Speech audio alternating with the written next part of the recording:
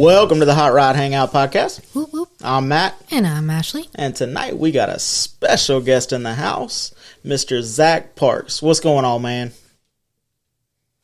Oh, lots going on. I can't wait to talk about it. So much to get up to speed on. Yeah, so basically, the last time we talked, I was working on my Model A, and you were, I think, getting cars ready for Trog, even though you weren't going to make it. Some of your cars did, so that's cool. Yeah, we got two up there, thankfully. That 34 Ford, which I've worked on for like three years, and that Model A Coupe. Actually, both of them were really fast, really competitive in their classes. That 34, it could have won the whole thing, but he didn't want to push the motor too hard. He gave it a break.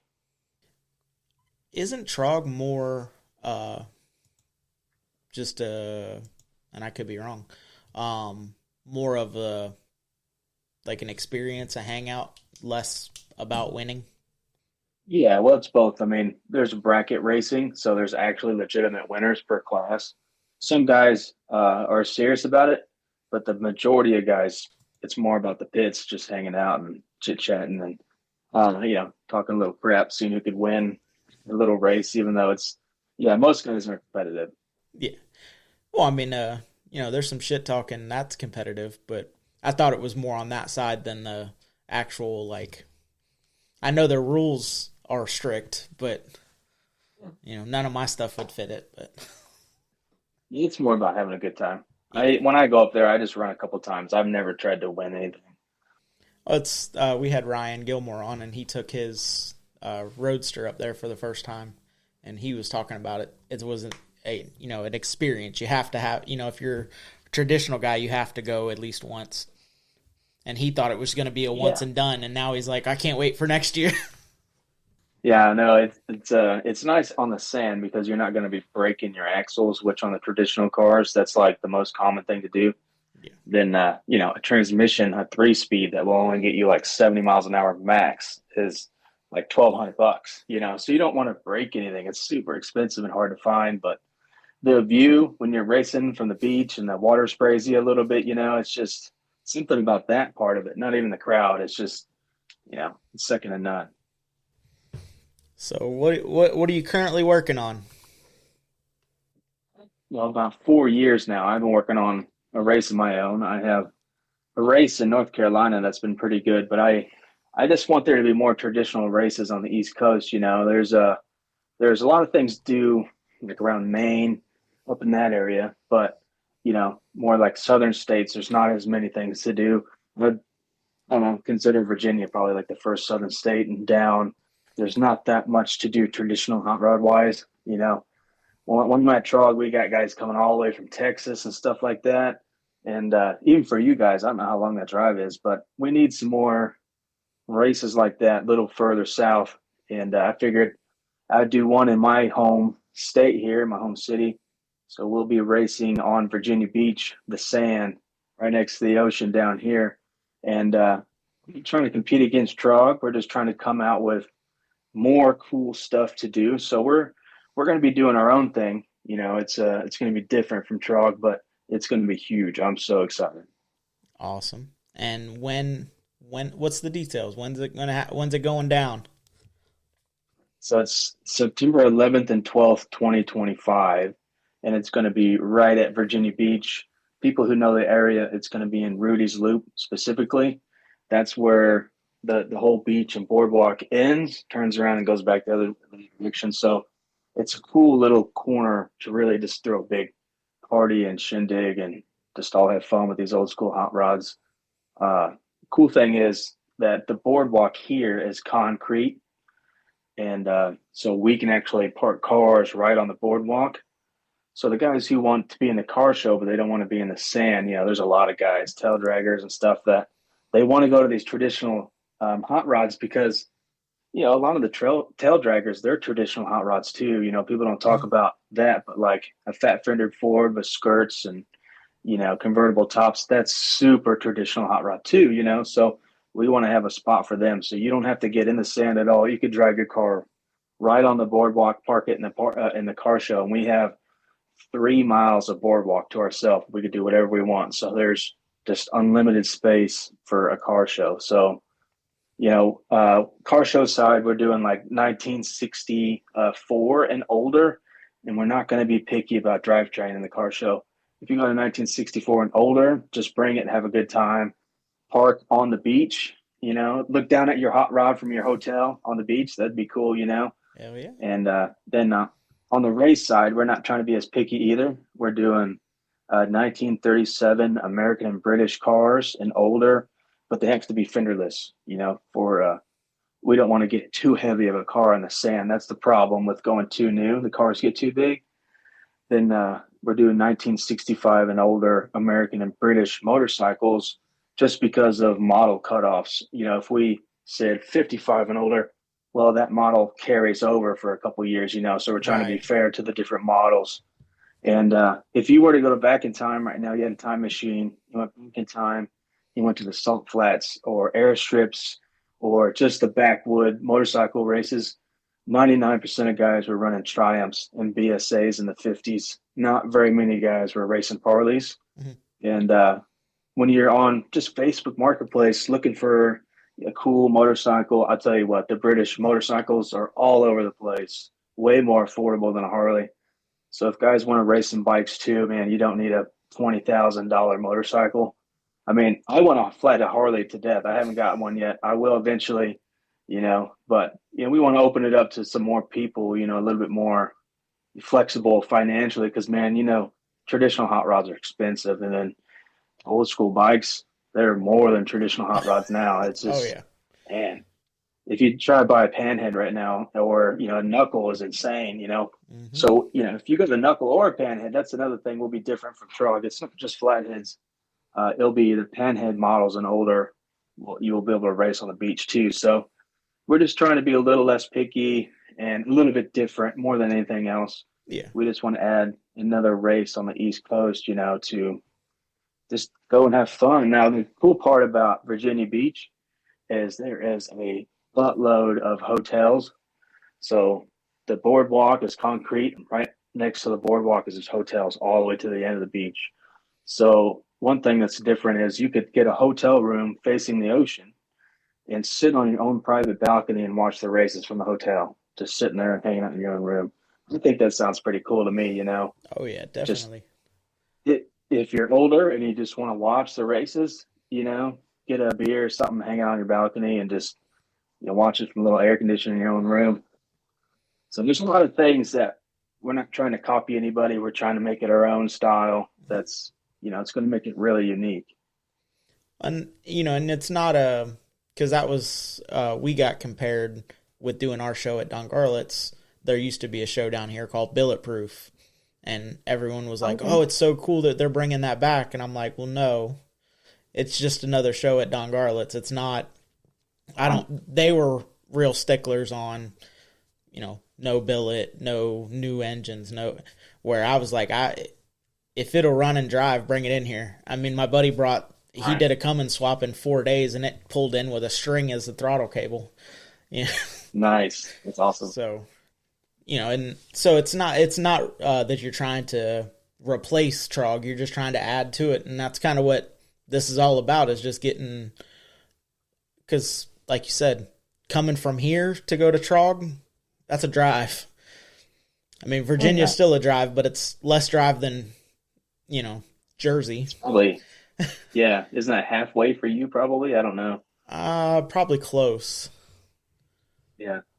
We'll figure it out because we'll look into it. But oh yeah, I know you won't let me run on the beach, but I'll park in the top. Yeah, well, a lot of that has to do with insurance. We can only do so much horsepower in the sand, and from the sounds of it, your Model A is going to have a little too much horsepower for it's a stock. What's going on down there. It's yeah, well, we're talking about 221 cubic inches versus whatever that thing is. What is it? 302 or what? It's a 350. 350. See, that's almost double what we got. I mean, and it is getting a tunnel ram now though, so it's got 2 carburetors instead of the 3. Because it puts you in the 70s. That's cool. Yeah. Well, I did have that 3 deuce intake, but I was talking to somebody and they were like, if you got it's got a pretty thumping cam in it. And he's like, if you got a lot of cam, those carburetors aren't going to fit. And I'm like, man, I thought they were going to get plenty of fuel. And he's like, those aren't what you think they are. They're big 97s Right. instead of super 97s. So, and then I stuck the motor between the frame rails and I was like, it looks really, really small. It needs something above it. So, ton of ram will get me up. Yeah, if you're talking like a stock 283, 3 deuces is nice compared to the original intake. But if you get later motors with a cam, Yeah. you're going the wrong direction at that point. You're having less CFM than you would with the stock. Yeah. So that then, like I said, I got all the rails cut. We're gonna start welding them up, hopefully soon, and get the floor gut back out of it and start that back over again, and hopefully, Gotta get it right, whatever it takes to get it right. Just yeah. extra 6 months is I is just nothing compared to a nice car for a long time. Yeah, it just sucks because I put money in it to make it wrong, so now I'm Right. taking money to make it right. Oh man, yeah, you ran into the 1% negative side of hot rodding. Most guys are good, but yeah, one guy talking it up in the wrong direction. It's all good. I mean, it's no hard feelings, which is hard to say, but it's kind of leave it in 2024. It didn't work out. It sucks, but there's no reason to dwell on it. Just get in the shop and do it myself, and then at the end of the day, I don't have to split credit with nobody. Oh yeah, I know you can 100% do it yourself. You don't need anyone else to do it for you. It's more like time. When I buy something like that, it's because I need the time to save. But at this point, you should just do it yourself. Yep.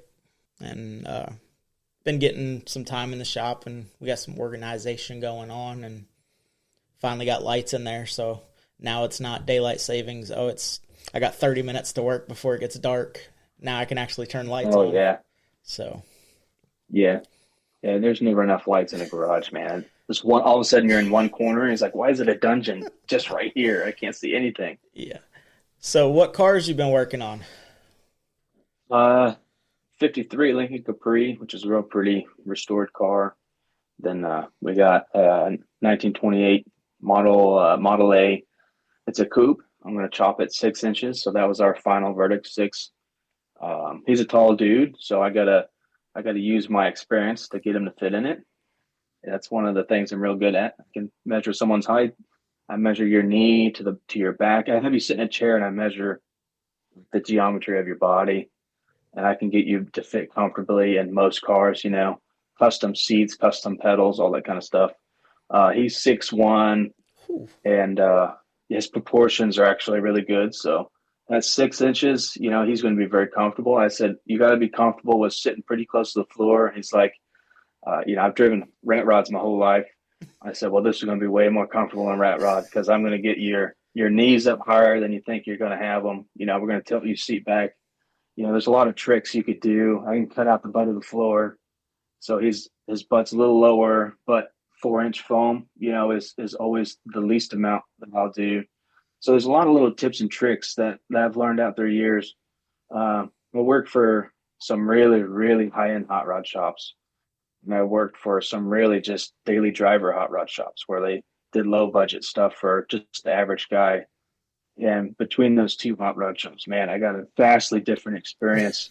And, I know some tricks from both sides to get a big guy in a small car and be very comfortable, and it's going to be slammed. We're Z-ing the frame in the back. We're going to do traditional slam, moderate Z in the back, and flipping some leaf springs around. So it's going to be low and lean, and already got a flat head for it. We're going to put aluminum heads on it. It's going to be very traditional hot rod style.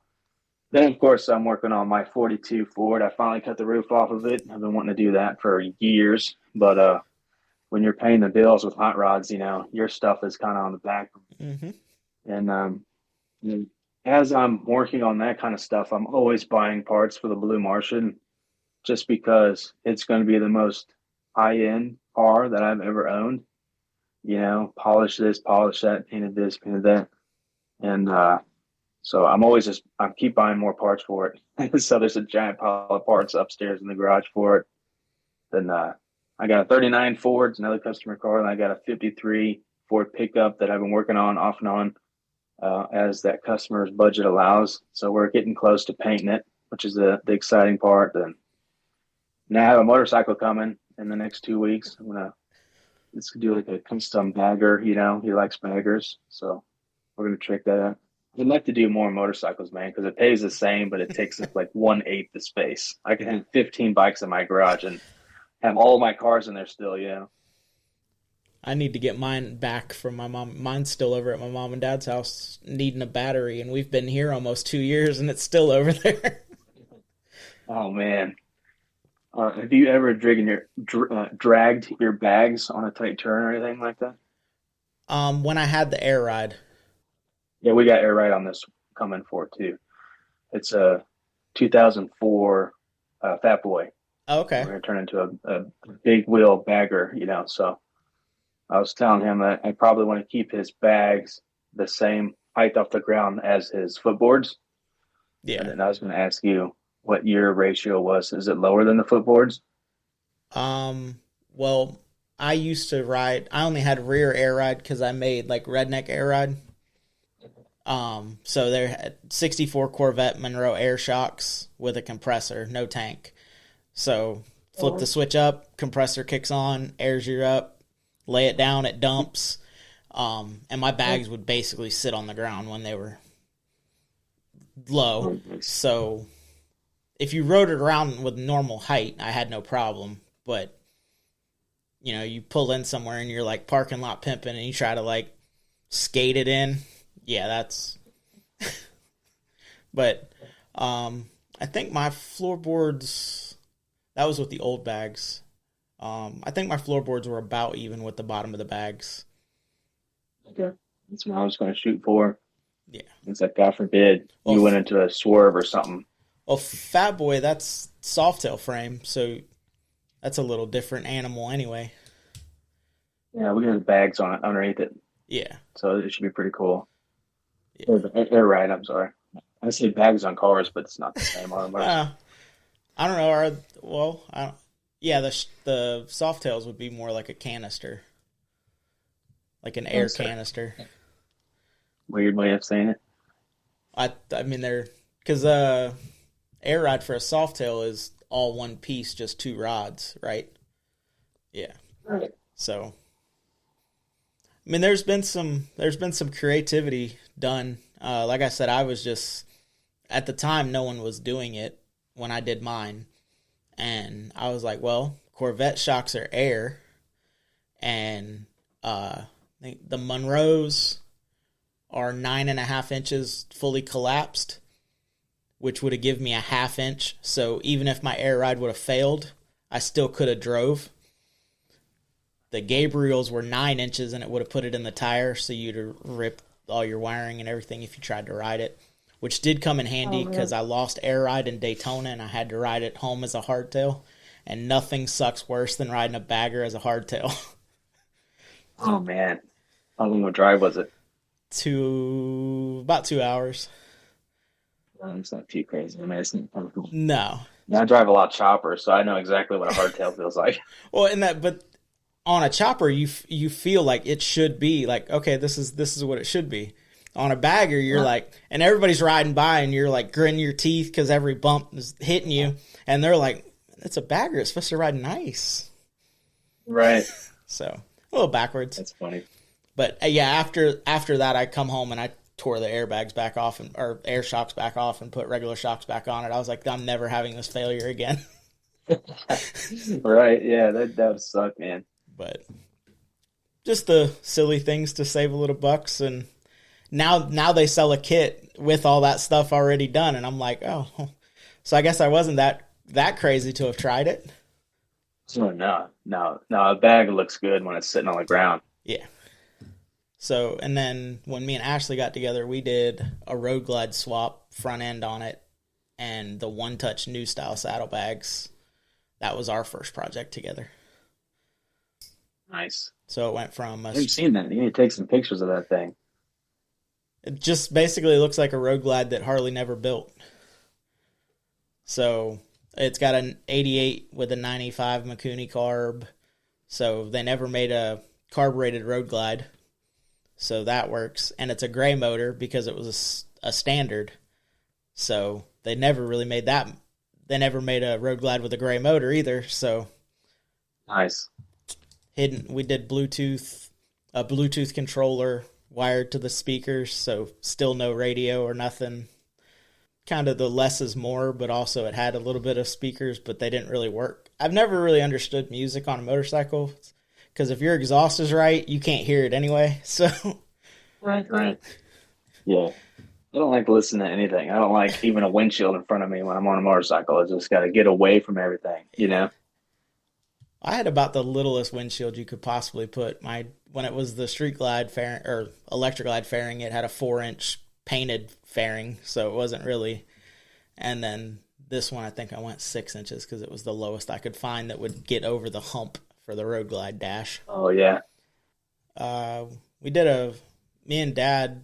Well, I sort of helped, not really, but he did a shovel head build, and the bike was absolutely beautiful, but it had gremlins out the hind end. Oh man. It was a guy we rode with, he had passed away, and Dad ended up with the bike and went through the motor. Everything was great. Guy down here, his last set of skins he ever painted, they were blue, beautiful, beautiful paint. Put them on, and that bike had so many demons. You would have it on the lift, hit the button, and it would start up fine. Shut it off, hit the button, it wouldn't start. Hit it again, it'd start fine. You'd go to roll it off the lift, brand new rim and tire and tube, went flat coming off the lift. I'm like, what the? I rode it Thanksgiving morning. I went over there and we went for a ride, and I'm like, all right, this is different because, bagger to ape hangers with no windshield. I'm like, all right, I'm living the dream, man. Like this, and shovel heads sounds different, rattles different, it's all good. And coming out, and there's a little red light right before you get to where there's no red light, so you get to my mom and dad's house. And my dad pulls up next to me, he's on his Dyna, and we kind of like look at each other and we're like bumping in the light, like, all right. I made it about 20 feet out of the light. I'm like, what the hell? The adjuster nut for the push rod came loose. I'm like, oh my gosh. I thought you just put new ones on. He goes, yeah, because it did it to him like 2 weeks prior, and he put all new push rods. Still didn't. I was like, and you'd hit the button, it'd start, hit the button at one. It's just, and then finally, he traded both of those bikes for. Everybody told him he needed a bagger, so he traded it for some ridiculous monster, like 150 horsepower bagger. Oh, wow. And then realized he's like, I don't really like this. I don't know why I traded for it. Oh, man. So he ended up, he is a Road King now, but neither one of us ride like we used to. People can't drive down here. Yeah, I think there's a lot of bikes in Florida. There's quite a bit. But, I mean, me and Ashley almost got squashed on our wedding day. We went to breakfast, and some lady did a U-turn in front of us, and I was like, okay, this is... They just don't pay attention. People are... Which it's probably everywhere. It's just we have more people on the roads down here, stuck in their phones and, not paying attention to what they're doing. Because, I mean, my big Dodge, I didn't see you. Oh, you didn't see the big black Dodge that's got a big ranch hand in your back window? You missed that memo? Like, no one's paying attention. That's why the Model A is getting straight pipes and nice and loud, huh? Well, it's going to be really low, so you might not be able to see it, but you'll definitely be able to hear it. Yeah, that's good. Just back off the throttle a little bit, they'll hear you. But it'll be all good. So what shows have you been up to? Or been going to any shows lately other than just working and making everybody else's dreams come true? No, I haven't been to shows since last year, like middle of the year last year. Just uh, my son, I just want to spend all the time I can with him, which is awesome. Then either that, or I'm working on a bunch of customer cars. I'm working on getting my garage insulated. I got a heat and air conditioner for it now. You know, yeah, just man, all that stuff's so expensive. Just the wood, just to frame it out on the inside before adding insulation is just super expensive. So I just been hitting the customer cars real hard and trying to build my dream garage here. So I mean it was 20 degrees in the shop today, but next year it'll be completely climate controlled and insulated. I guarantee it. That's what I'm working Yeah. towards. So It makes a just gotta difference. do what you gotta do. Oh yeah. Yeah, I'm pretty good at just sucking it up. But people say, "Oh, you'd be more productive, with it being climate controlled." Yeah, right. When it's 20 degrees, I do not stop moving. I'm very productive when it's cold in there. Well, that was yesterday. I went out and was working, and I was like, this is uh, about halfway through the day. I was just cutting the angles and everything and getting everything laid out and matched up, and I'm like, I was like, man, I'm sweating. I took the jacket off, and my mom and dad had called me, and they're like, did you get anything done today? And I was like, yeah, actually, I was out there in a t-shirt. And dad's like, what are you talking about? My mom's like, you're going to get sick. And I'm like, I was sweating. I had to take the jacket off. Just keep Yeah, going. it's worse when you're sweating and cold. Oh my gosh, that's rough. So, but just slowly picking at stuff. And it's now on my timeline. So, I'm not stressing it. I have just over 11 months for our show. I'd like for it to be there. But other than Right. that, I don't. Fortunately, Ashley's put up with the, hey, we have to buy this again, or hey, we're going this different route. But for everyone out in podcast Yeah, land, the front kick up is going down 3.5 inches from where it was at. So everybody can stop telling me that my kick up is too high. Figured out a way to get it 3 inches lower. So I think that'll look better. channel it just a tad over the frame, just to cover the frame. Yeah, the body's going to be on the ground. Well, so I'm going to build the floor where the body's sitting on the ground, and then I'm going to put 1/4 inch rubber between the frame and the body mount. That way there's some isolation, but it'll also give me 1/4 to a 1/2 inch. That way if I lay it out on something and a rock doesn't come up and catch a door or the edge, because the edge of that body is not real spectacular. Oh yeah, Once I gotcha. get it running and driving, I'm gonna go back and do some of the body work on it. But like the right front cow panel, the bottom is pretty much gone, and uh, the wheel, I cut the bottom body line off just because most of it was gone anyway. And when I was going around to cut the bottom of the on the back, I'm like, that's an interesting smell. It was straight Bondo. They had built the body line out of Oh, gross. Bondo, and I'm like, that's interesting. So there's some work to do, but and then I'm gonna chop it 6.5, somewhere in that neighborhood. Should be Like like, 5'9", right? hmm? You're like 5'9". Yeah. It's easy. 6 is super easy. You're gonna be running the Tudor seats. No, I'm running bomber seats. Tudor seats. Yeah, that should be easy. You should be very comfortable. Yeah, because the trans tunnel is gonna be pretty high. Yeah, you Because can drop the floor back down on the inside of the frame to give you more leg room a little bit, but trans gotta be where it's gotta be. One thing I like to do, there's certain things I do on every car. Like every car gets a 68 Mustang starter relay, stuff like that. It's just like, if this works great, I'm doing it to everything that I get to. yeah, And I use 1939 Ford transmission mounts for body mounts on all the channel jobs that I do. It's like a circle rubber biscuit, super simple. It works really good. You just make a bracket, weld it to the frame, and like three on each side would hold that body really good. Just there's stuff like that you could do that's really easy, really simple, in your channel job.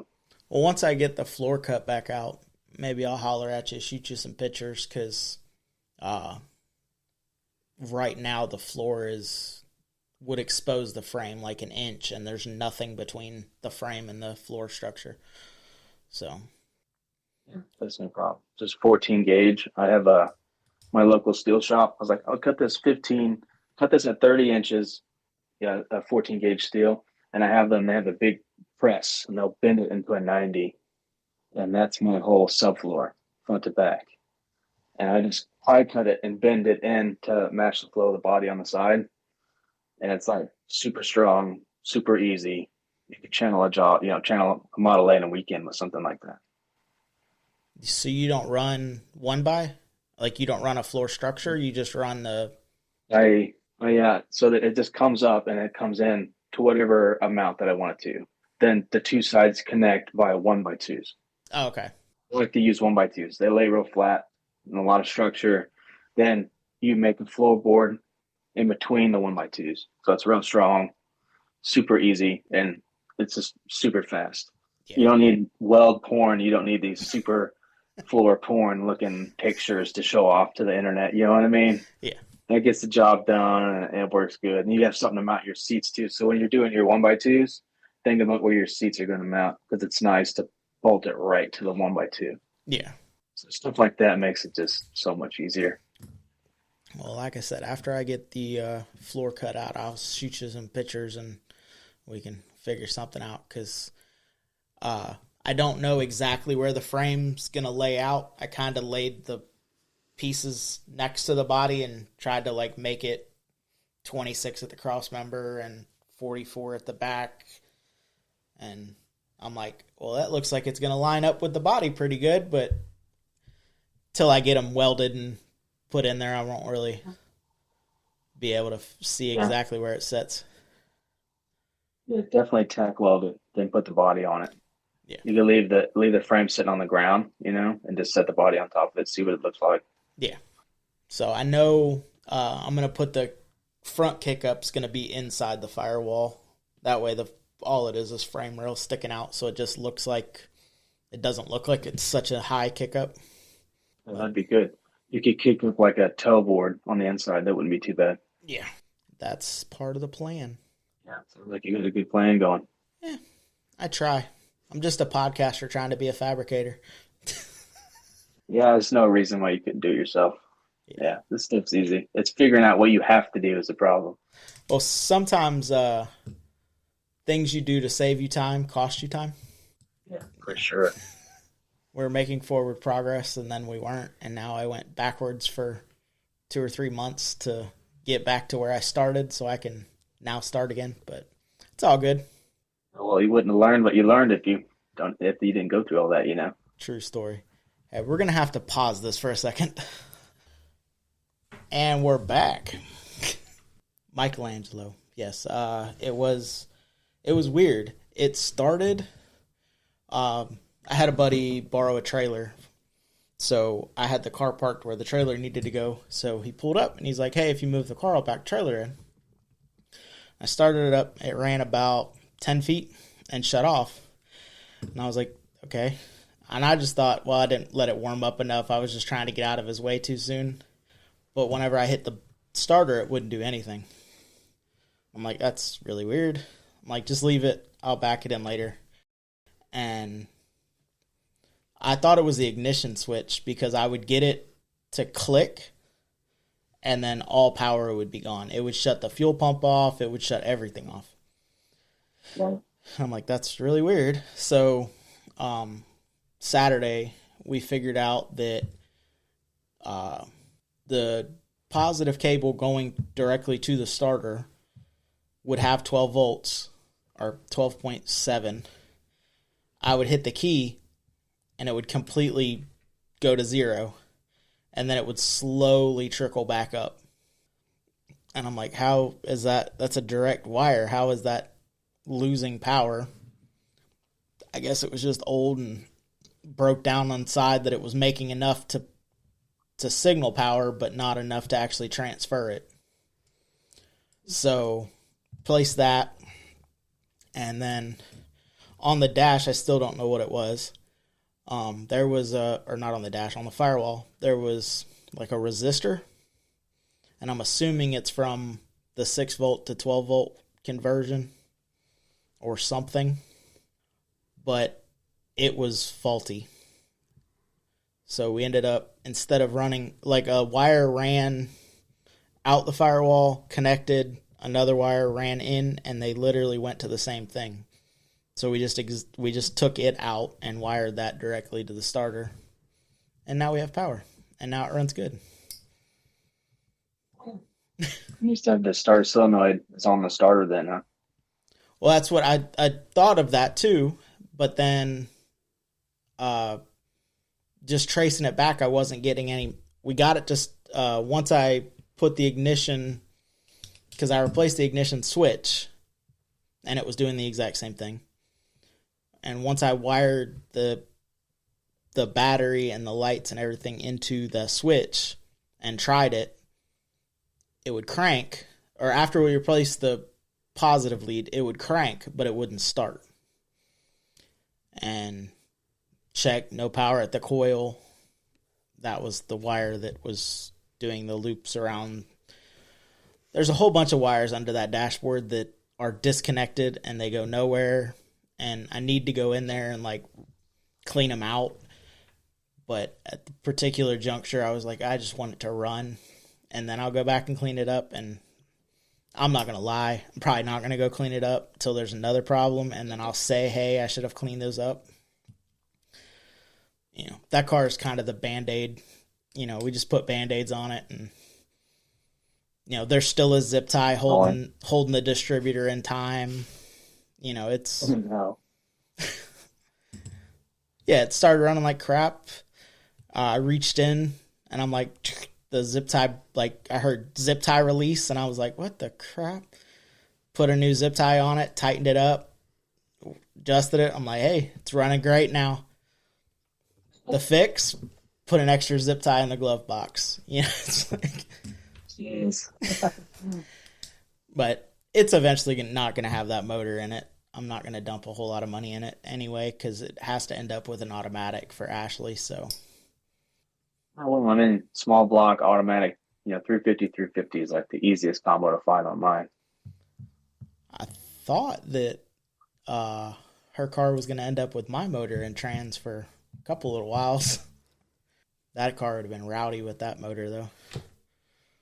What are you for your Model A? Yeah. What motor is it? Oh, it's a small block 350 with a big Mother Thumper cam. Oh, yeah, that's right. Roller rockers. That intake would have been funny on her car. Yeah. Hilarious. So you didn't fit underneath the hood? It wouldn't have. Or, I don't know. Maybe. I don't know. Probably not, because her air cleaner hits the hood now. So, and she's just got the little globe, like old school, like dome air cleaner. Not the oil bath one that was on it, but yeah, just the little vintage, single barrel with the, I think it's the nut that hits, or the 3-spoke wing nut that hits the. Yeah. I was looking at the hood the other day when it was popped, and I'm like, what are those 2 little dents? Got to look, and I'm like, oh, it's your air cleaner smacking it. But, a little nut on it instead. See if it changes. Yeah, it would. I'm like, it's already pre-dented. It clearanced itself. Yeah, she called it the zip tie car now. Yeah, it's zip tie mobile. Unfortunately for Ashley, the car is too reliable to actually do anything with. So it's kind of like the back burner car. So when it doesn't start, then I'm like, oh. But like, if we really think about it, that car should not have survived everything. Because it's like there's a cruise in. All right, well, go pull the dipstick. Yep, it's got oil. All right, check the tires, hit the key, let's go. Like, it gets no real we're not going above and beyond maintenance wise on it, you know, and it's made it home every single time, not on a trailer. Every time it's broke, it is broke in my front yard. So, you know, the zip tie broke. Wait till you chop it. That would, yeah. I'm probably going to attempt the chop on the Model A myself. So the 54 may be a Mr. Parks, because that one I'm not going to try by myself. Yeah, bring it up, or we'll chop it and tack weld it, and I'll send it back to you, and you can spend 2 weeks welding it. Yeah, I bet there's quite a bit of welding there. I spent 147 hours on the 34, just welding and grinding. Golly. At least that metal should be a little more durable while welding to it. Not your 34, the 54. Oh, yeah, you'd hope so. That 29 is, I've turned everything down, there's one spot. I welded in a new piece. Well, it was half welded in when I got it, so I had to finish welding the piece in to fill in the drip rail. And welding it did fine. There's a hole, and I tried to weld that. I've made the hole bigger. I'm like, Yeah, you just gotta cut it out at that point. Cut out the biggest piece you can. Fix the whole thing. Yeah. Hopefully, what Model A is, you can buy a whole, whatever piece it is, you can buy the whole piece online. Just weld the whole new piece in. I'm having trouble finding 4-door stuff. Oh yeah, 4-door stuff. It's not as a popular car. Yeah.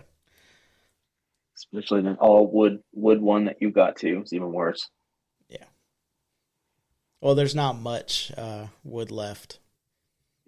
And after I get this floor cut out, there's going to be even less, because there's still wood going up the pillars that's going to get replaced with metal. Oh yeah. Just leave yourself a way to access the door nuts, and you're good. Yeah. Oh, the back doors are getting welded shut, so those will never open again. Oh, because the Z's going to be so hard back there? Well, the tires are in it. Okay. Because I don't want Sounds cool to me. I don't want the tires to go past the back of the car, so I had to give up back doors.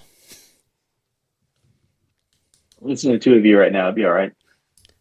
Yeah.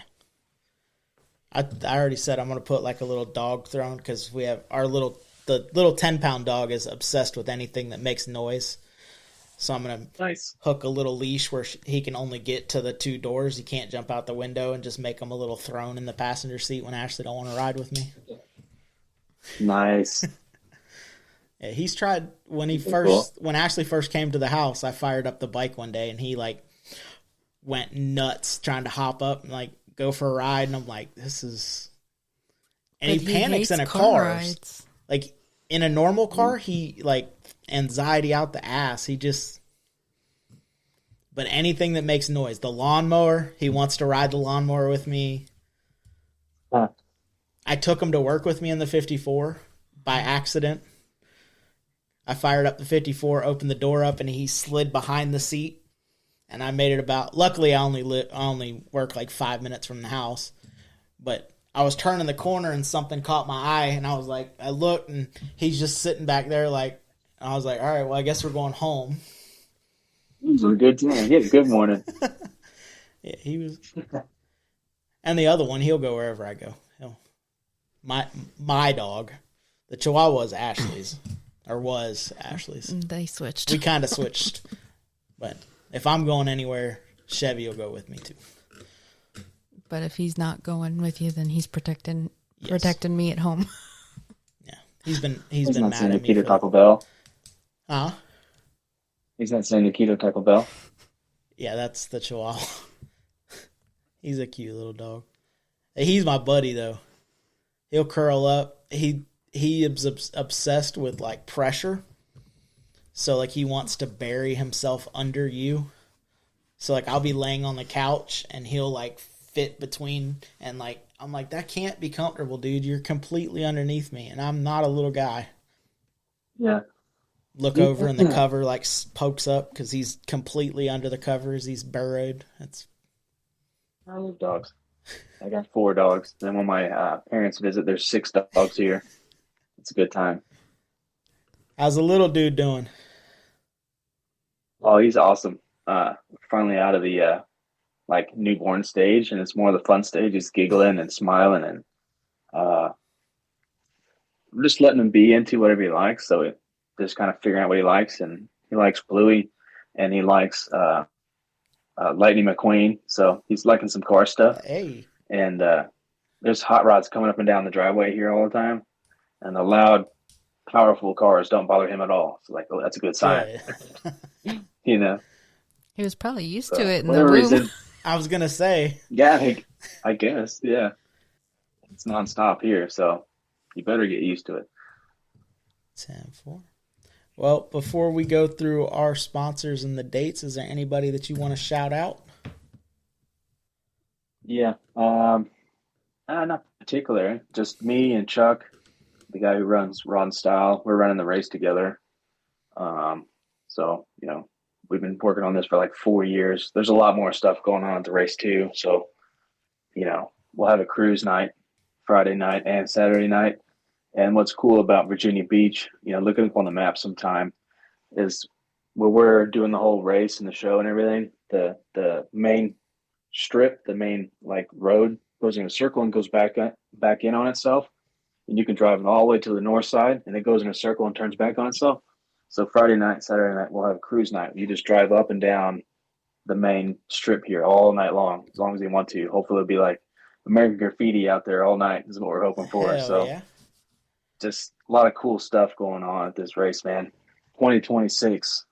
It sucks we're waiting one more year, but we're on the books. We've been working on it for 4 years, and just so much going on in just 2 days. So anything from that, I'm good. Just super excited. And what was the dates on that again?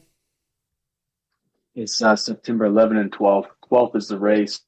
11th is like hangout, cruise night, car show. Then the race is obviously car show, cruise night, live bands, food trucks.